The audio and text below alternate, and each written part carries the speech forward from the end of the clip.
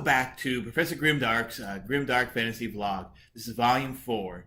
Last week we had our special guest, Anna Smith Spark, and I just want to thank her again for being on the show, and it was a really exciting time. So if you didn't catch that one, go back and check it out. And also, take a look here. We actually have the official Professor Grimdark gear going on, and pretty soon you'll be able to get your own swag. So keep on the lookout for that. So this week we're going to be talking about Mark Lawrence and his amazing fantasy series called The Broken Empire. And the first book in The Broken Empire is The Prince of Thorns. And for those of you who have yet to read The Prince of Thorns, the narration is told in a first-person point of view from the unreliable narrator, George Ancraft.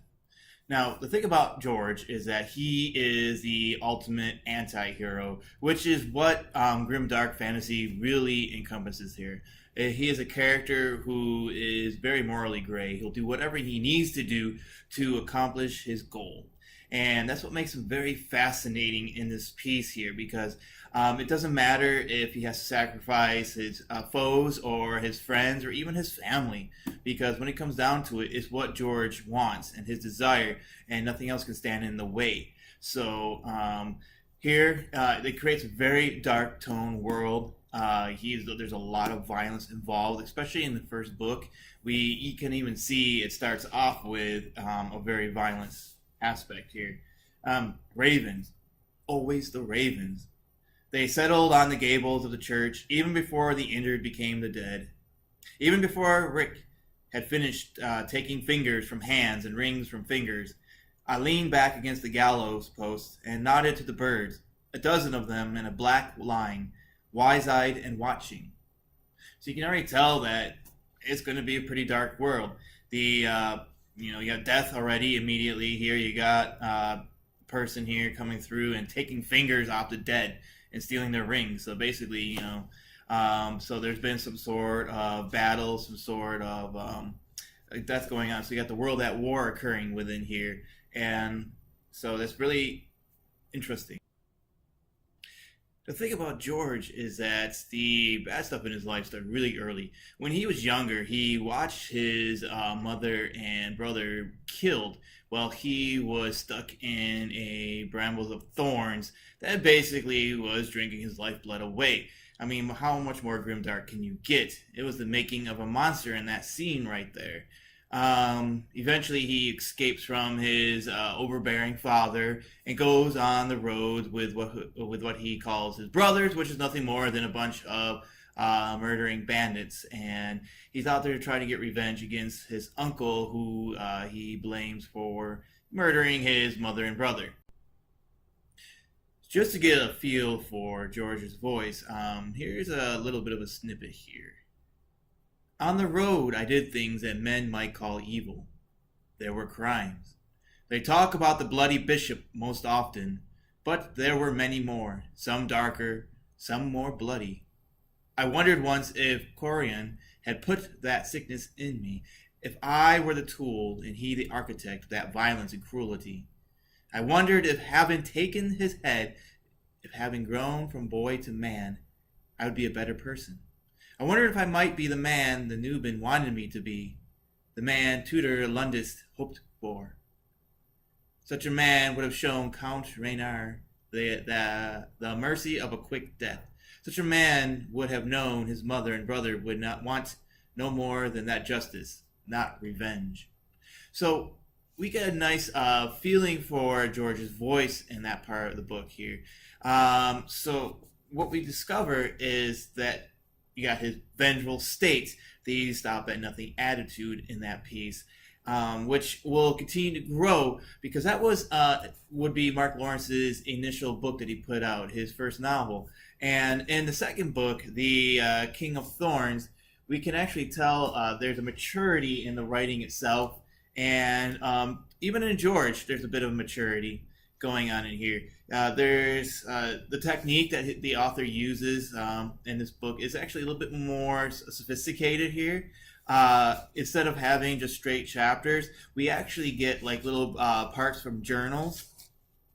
So to precede certain chapters, which I find are very interesting because what they do is they add a layer of character without actually giving us the complete flashback point of view of that character, specifically Catherine, who is also what I find to be a very intriguing person in the book here. A love interest that turns into kind of like a love-hate interest, and eventually a love-murder interest in a way. So I think that as an author matures in their writing and as they continue writing more and publishing, you can see there's changes that occur within the writing, which in a way is very positive. And even from the chapters, you even see like chapter 1 starts off, wedding day. It's a whole new feel to it. We start off with a thought from George in this case. Open the box, George. I watched it. A copper box, thorn pattern, no lock or latch. Open the box, George.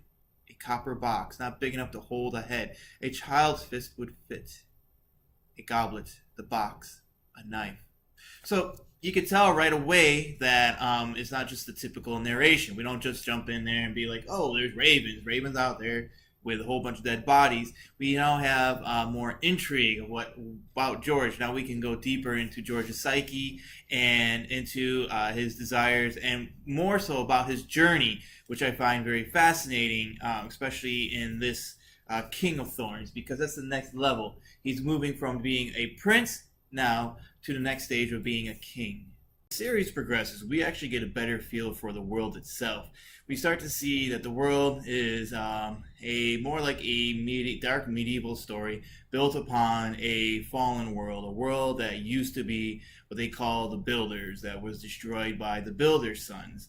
And those Builder's sons we can always guess as being some sort of nuclear weapon, and as we know, there's going to be technology left behind. And so people who are wanting power are going to be kind of scrambling around trying to find the old weapons of these builders. Basically, I'm thinking the society might have been our own world society, and this is kind of like the post-apocalyptic aspect of it, which really adds into the darkness of the world itself, because, well, I mean, how much more grimmer can you get than, nuclear warfare, basically sending us back to the medieval state of mind here.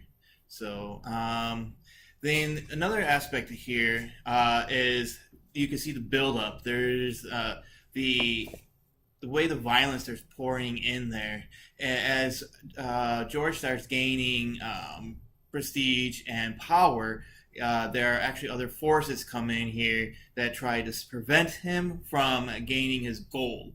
And you also see other creatures that come in here, some sort of like fire golem and creatures that you don't normally see around, especially since magic in this world is it's there, but it's not something that is profound.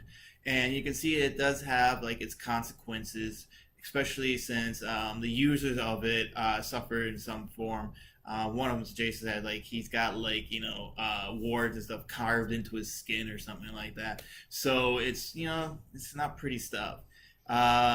And like I said, as the book continues, you can tell that the voice itself continues, and the characters also progress.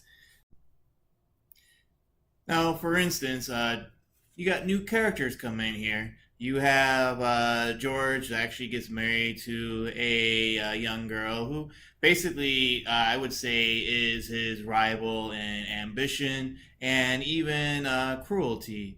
Miana, I think, is someone who is, she comes from the royal blood just like George does, and is somebody who would probably murder their best friend to get ahead in the world. Whereas we have another player, what we would call the traditional hero type that would actually be perfect probably for being an emperor, even though he would not be the right one for that time. Prince Orion of Arrow. I think that he is set up as here is the antithesis for George. He's like everything that George is not. He is noble, he's honest, he is he's very much a very capable general, leading his armies and without sacrificing everybody. So it's a very intriguing aspect for the novel here. I don't want to go into much more detail because I'll be giving away too much more plot. And again, I think it's important that you read the series because we're going to move into as the show continues on. We're going to be looking at the last book, The Emperor of Thorns here. Again, we are seeing the world building progress. We are seeing how the builder's technology comes into play even more. We see George moving from his broken empire, moving along into a new setting, a desert setting. So again, we could tell that the world is not just the whole medieval effect. And as we continue along in here, you'll see that the author in this third book, he continues to it changes. There is no before and after. It just basically goes into the story goes straight ahead. Actually, my bad. There's some 5 years earlier, so there is a little bit of time switching around, which in a way kind of adds into almost like a point of view switch. But instead of a point of view switch, we get a setting switch, which adds in details to the piece. So we no longer have the point of view of Catherine and all her basically complaining about George in the events and her own epiphany of what happens and the King of Thorns. Now we actually have what is going to be the conclusion here as we head towards the ultimate goal of becoming the Emperor of Thorns. And in this final book, in this final trilogy, part of the trilogy, I think this is the best, most well-written one of the series. Here we have a very much more sophisticated writing style. We see George is more of a sophisticated, grown-up person. He's no longer the child, the 9-year-old or the 15-year-old who's trying to gain a kingdom. Now he is a king, and now he's just trying to make sure he's going to unify the broken empire against the King of the Dead. And again, I don't want to give away too much, but as the series progresses, that this does end in a traditional grimdark style. So if you review how the ending of a trilogy is supposed to occur, you will see that this matches up with it perfectly. And in a way, again, the whole world aspect is built right in there. It fits along nicely. So just to give you a feel for the writer's style here, I'll start from the very beginning, where he starts off in a kind of like almost an epigraph style, where it's in italics. It says, "I failed my brother. I hung in the thorns, let him die, and the world has been wrong since that night. I failed him, and though I've let many brothers die since, the first pain has not diminished. The best part of me still hangs there on those thorns. Life can tear away what's vital to a man, hook it from him, a scrap at a time, leaving him empty-handed and beggared by the years. Every man has his thorns, not of him, but in him, deep as bones.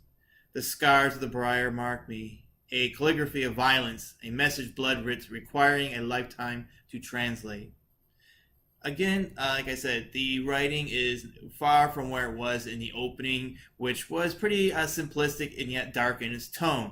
Here, again, we're using, we got George's voice very clear and almost poetic in some ways, especially talking about the calligraphy of violence, a message of blood writ requiring a lifetime to translate. That is an amazing metaphor for, I guess, for the whole series itself. It sums it up in a good way. And then it goes on into the rest of the regular series, the rest of the regular writing here. The Gilded Guard always arrived on my birthday. So we get into the story. They came for me when I turned 16. They came to my father and to my uncle the day I reached 12. I rode with the brothers at that time when we saw the guard troop headed for Ancreth along the Great West Road, etc. So we now fall into the story. We now fall into the adventures of what's happening here. Like I said, this is a really brilliant ending to a wonderful grimdark series. One character that I definitely would not want to meet in a dark alley would be George. In fact, I don't think I want to meet any of these characters of this series in a dark alley because they're all pretty gruesome and they all have their own, basically their own desires, and nobody's going to stand in their way. So I highly recommend giving the series a read. You will not be disappointed. Of all the series that I've read of Mark Lawrence, this has been, of the completed ones, this is the best one. I wasn't a big fan of the Red Queen War, so that's something I will not be covering on the Professor Grimdark show. However, I may go back and look at the Red Sister and the Gray Sister, which and finally we'll be finishing out that series next year. So we may come and take a look at that to see how that fits in, see if it actually fits into the Grimdark mold. Because sometimes an author starts out grimdark, and sometimes it changes. So we don't know where it's going to end up. But all I gotta say is that keep watching, stay tuned. If you have any questions, please add them to the comment section of the video. Next time we meet here, I will have another special guest. I promise you, it will be another amazing talk. Again, I am not going to review who it is because you will be surprised, and it's going to be a very pleasant time. So I thank you for being with me, and again, keep it dark, keep it grim, and keep reading. Thank you.